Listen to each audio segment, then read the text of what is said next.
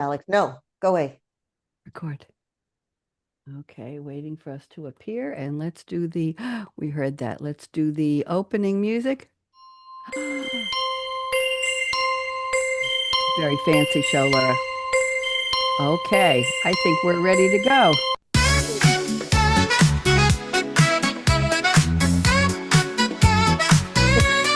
We are streaming. Hello, LinkedIn. Hello, Facebook. Twice. Hello, YouTube. Look who I've got. We're wearing purple today. It's a purple palette, girls. Your day. Celebrating you. So special. Shine. Smile. Celebrating you. Great style, can't you tell?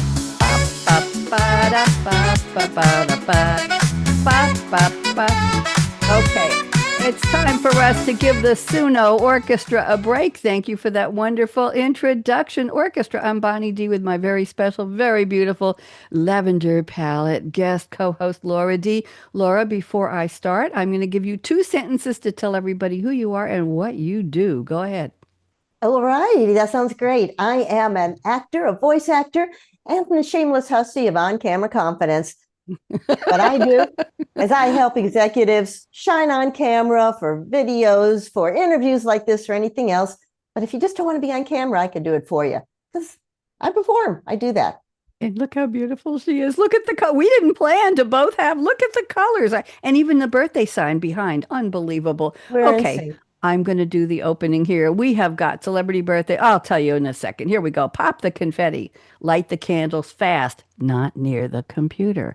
It's happy birthday to you, and we hope it's a blast. Bonnie D on her Scarlet mic, and guest co-host Laura D is here too, dishing celebration gold. I don't have any gold on today. Oh, I do. With a fun point of view. From icons on the screen to social media stars who soar. Yes, they do. We'll share what they're known for and pre-fame lore. Wacky holidays you never knew till today, plus music milestones are headed your way. We've got candles and sparklers in the other room, not near the computer.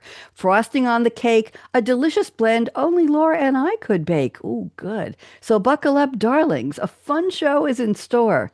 HB2U is lighting up September 19th.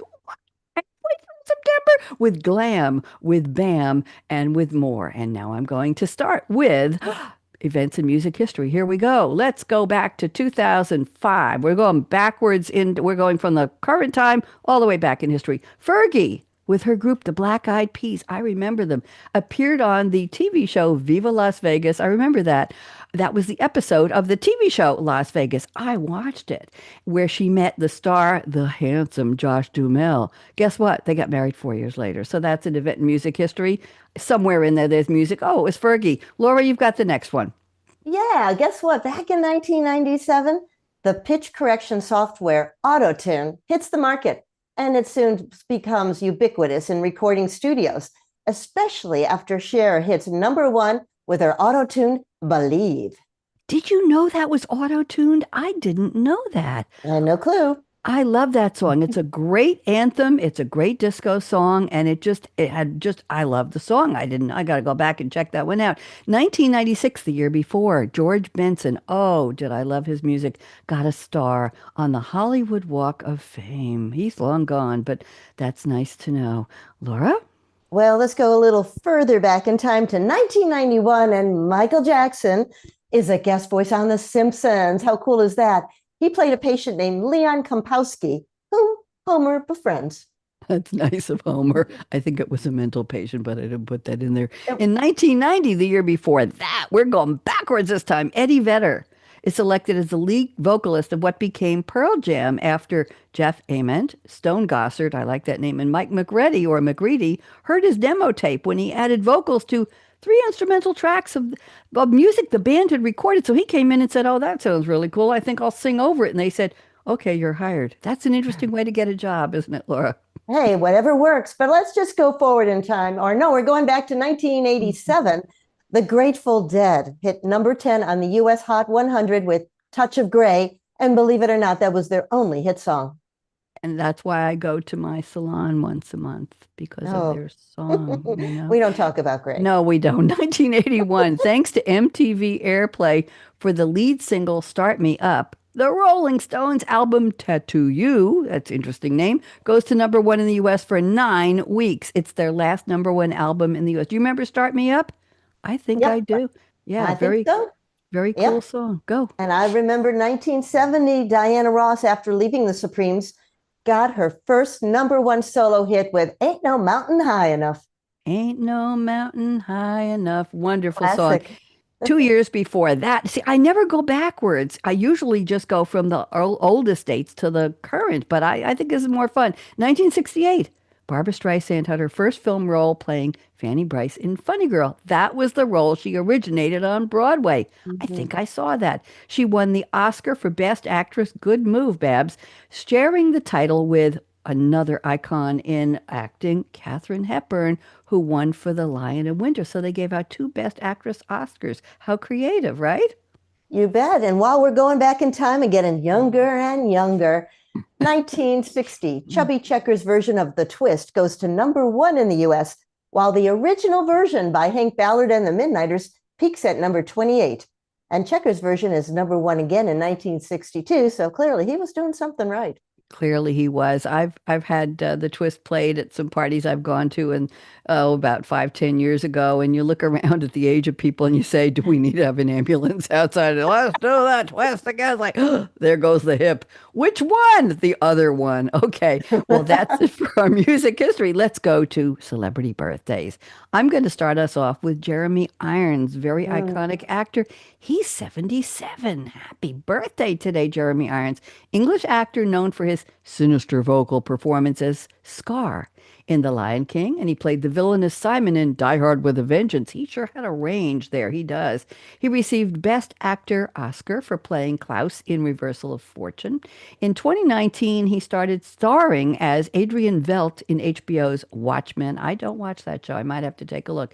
Jeremy Irons is one of the few actors to achieve the Triple Crown of Acting and more. That's an Academy Award or an Oscar, a Tony, and a Primetime Emmy, and he's got 3 Emmys, so that's a Triple Crown.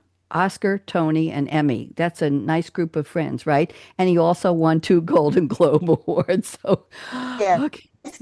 Jeremy, make the rest of us feel like we're underachievers. I know, I know. He can't help, but he's just wonderful. Who have you got? Oh, I got Trisha Yearwood. She's 61 years old. And if you don't know her, she's an American country singer who rose to fame with her 1991 debut single, She's in Love with the Boy, which became a number one hit on the Billboard Country Singles Chart. Its self-titled debut album sold over 2 million copies. Yearwood had a series of major country hits during the early to mid 1990s, including The Woman Before Me in 1991, Walk Away Joe in 1992, the song Remembers When in 1993, and XXX's and OOO's An American Girl in 1994, and Believe Me, Baby, I Lied, 1996. I like the way you said that. We have one more famous birthday. I'm going to put on some applause in a second here. Bill Medley is 85. Mm. American singer. Some of you young people might not remember the name, but he was half of the Righteous Brothers with Bobby Hatfield. What a pair. He's still alive. We're not remembering him as gone. We're remembering him because it's his birthday. He has a bass baritone voice, songs like You've Lost That Love and Feeling. He produced their songs Unchained Melody, fabulous, and You're My Soul and My Heart's Inspiration, Soul and Inspiration. He also is a solo artist, and he charted, Laura, on the country music charts. His famous duet with Jennifer Warren's I've Had the Time of My Life was 1987, a number 1 million seller.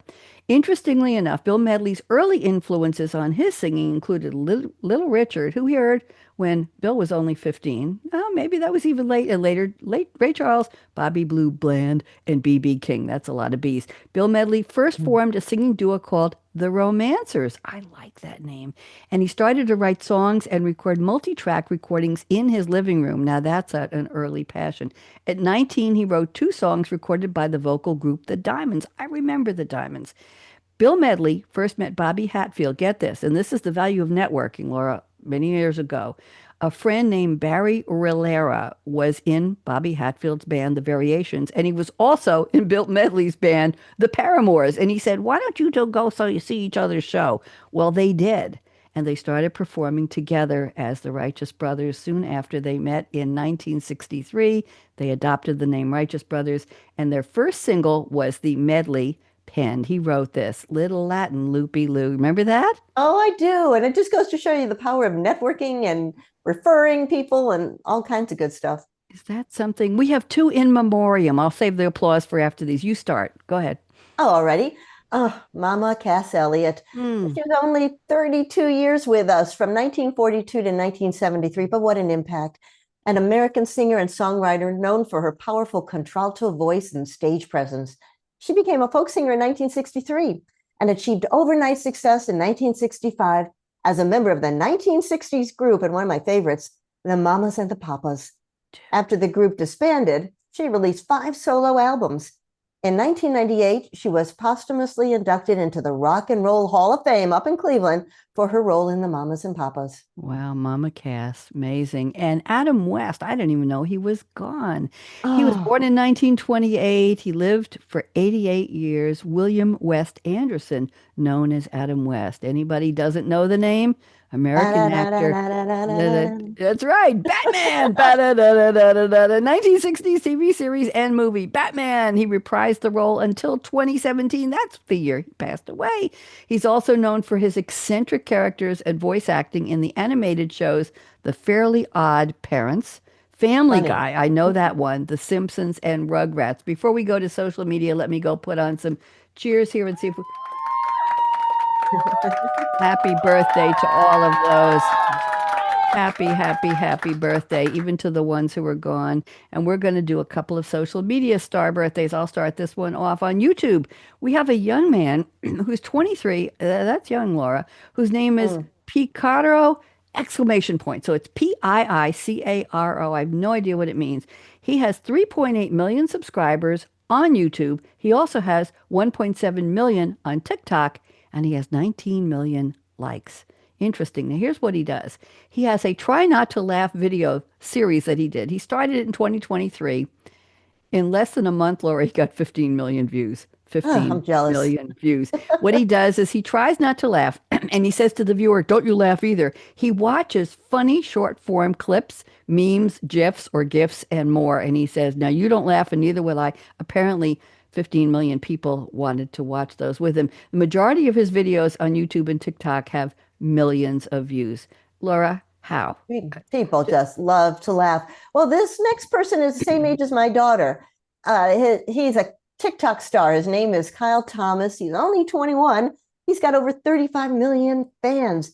He's primarily known for his fun lip syncs and quirky food tasting videos. He also posts videos about rescued animals. He began posting on TikTok in 2019. And as of 2023, he is estimated to be one of the highest earning UK content creators on TikTok. Pre-fame, well, he left school at 16 to focus on a social media career. I guess he proved himself right. I guess he did. Imagine that. I've seen this, Laura, in some of the other social media stars we've celebrated on my HB2U series, where they've left school 12, 15, 16 years old, obviously pre-college, if that's where they were headed, Yeah. we don't know. And they've started a social media career, I'm assuming with millions and millions, that there's some ka-ching involved. They're getting sponsors, right? And they're Oh, probably, yeah. many of them are making a very nice living. If only we knew, right? Let's go to the next one. I'm celebrating on Instagram. Parker Pannell, Pannell. He is 22 years old, and he's just starting out. 3.7 million followers. Excuse me. He posts original dancing, lip syncing, and comedy dubs featuring popular music and sounds. I don't know what kind of sounds would be if they're not music, but maybe like I use the sound effects. He's an actor, a host, a stand-up comedian. He's been mentioned. This guy must have a lot of clout. Forbes, Business Insider, and CNN. He hosts the Dating Diner podcast. We have to check that out. He had his first viral video on YouTube, even though he's here as an Instagram star, when he was 5 years old. Oh, my goodness. Probably unboxing something, you know? Probably. His parents probably held the camera up and said, Yeah. "Okay, Parker, open this thing up." Wow, he's 5. Look at that. Parker, no Well, disrespect. Well, Bonnie, hold on to your microphone. We actually have a grown up in the room. We have a TikTok star who's 35 years old. So that's great. His name is Nocter, and he has 5 million followers. He is actually a Spanish Instagram star, and he is known for his comedic and impersonation-oriented video posts.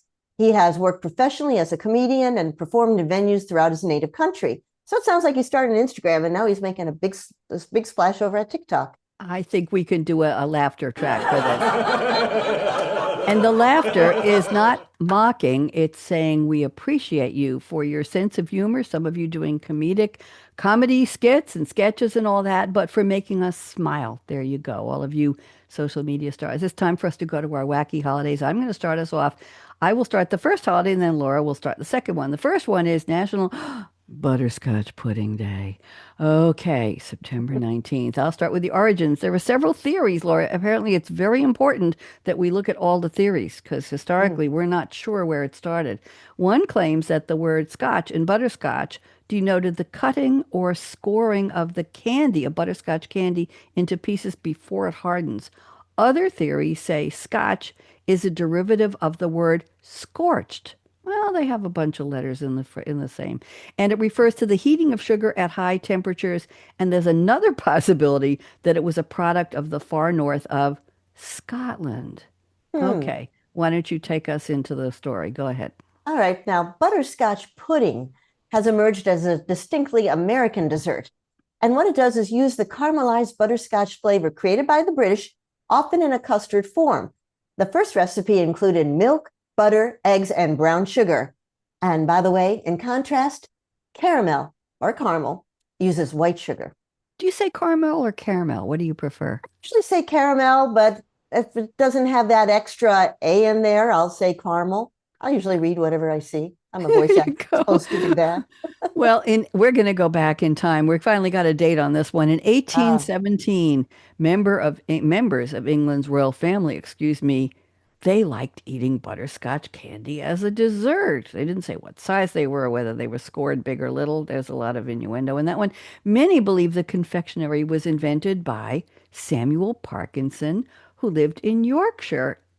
Okay, and Doncaster, Yorkshire Doncaster, I guess that's a place. He was mhm. describing it as buttery, brittle toffee. This is Oh, very confusing. What do you think?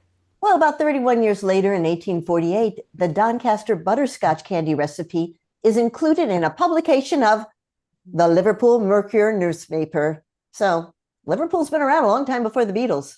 It absolutely has. I think it was Mercury, and I think I left the Y off, so I'm sorry Oh, for well, that. like I said, I'm a voice actor. I read what I see. 2 years later, in 1850, new butterscotch recipes were created. And then in 1855, F.K. Robinson's publication, Glossary of Yorkshire Words, describes the confectionery as a treacle ball with an amalgamation of butter. And in Yeah. 1951, we're going ahead almost a century. Butterscotch finally found its place in households and became a household name. Actually, butterscotch candies were presented to Queen Victoria and gained popularity then. And I guess it just spread across the pond. Are you a fan of butterscotch candy, Laura? No, I'm really more of a chocolate gal. Me too. Okay, let's get a whistle in here. There we go. Okay, Off the you've got roof. the next holiday. What is it? Oh, it's International Arg Talk Like a Pirate Lady Day. And it all began, as far as we know, back in the second century. The earliest recorded pirate attacks began after China's Han dynasty falls. Either way it went down, they came There in. it went down. 1650 to 1680 was the golden age of piracy. Arg. I don't know why we say that. The increase in maritime trade and travel between Europe, the Americas, and Africa provided opportunities for Caribbean or Caribbean pirates to do their thing. Do you say Caribbean or Caribbean, Laura? I say usually Caribbean, but sometimes I'll say Caribbean with a drink or two. I don't know.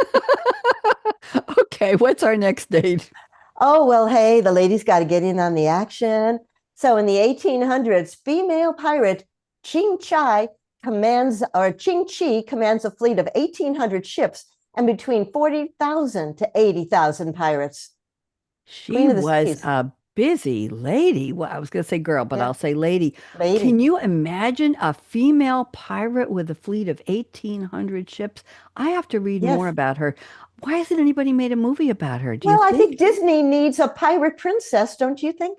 I think so too. She sounds Yeah, like an empress. I mean, I think she left Princess behind years, yeah, I but think that you're was the right. 18. She's been gone a while. In 1883, Robert Louis Stevens. Did you say Louis or Louis? This is an Robert interesting. Louis Stevenson. Louis Yeah. Stevenson, Yeah. Lewison. His adventure novel, Treasure Island, is published 1883. It was influential in creating the pirate as a pop culture stereotype. Treasure Island gave us X-marked maps, shoulder-perched parrots, all right, matey, and buried treasure motifs. Thank you, Robert Louis Stevenson.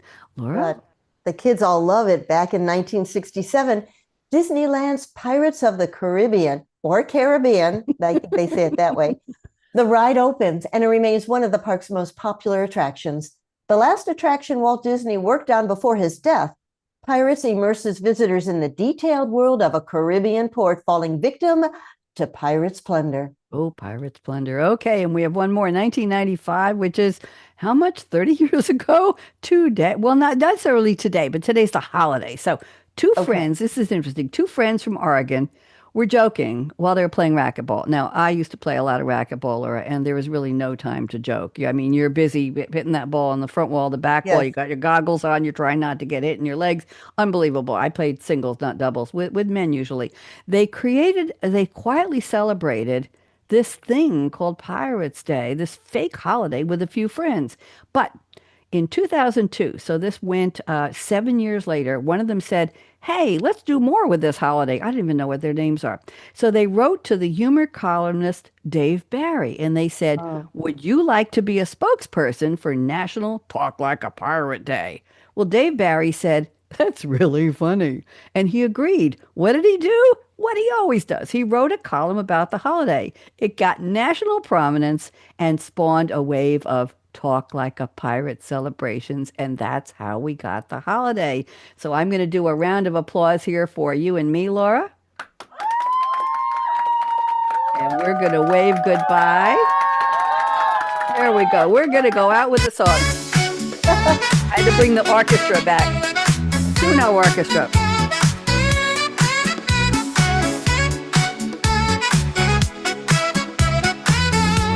Love this music. I'm a disco girl. Happy birthday. Not mine, not hers. Somebody's. Special ways. The lavender girls, the purple girls. I can't believe I changed into this. I didn't know what you're going to wear. Ba, ba, ba, da, ba, ba, da, ba, da, da. Ba, ba, ba. Laura and Bonnie saying goodbye. Have a great day, Laura. It's been lovely. Let's do this again sometime. Wave goodbye.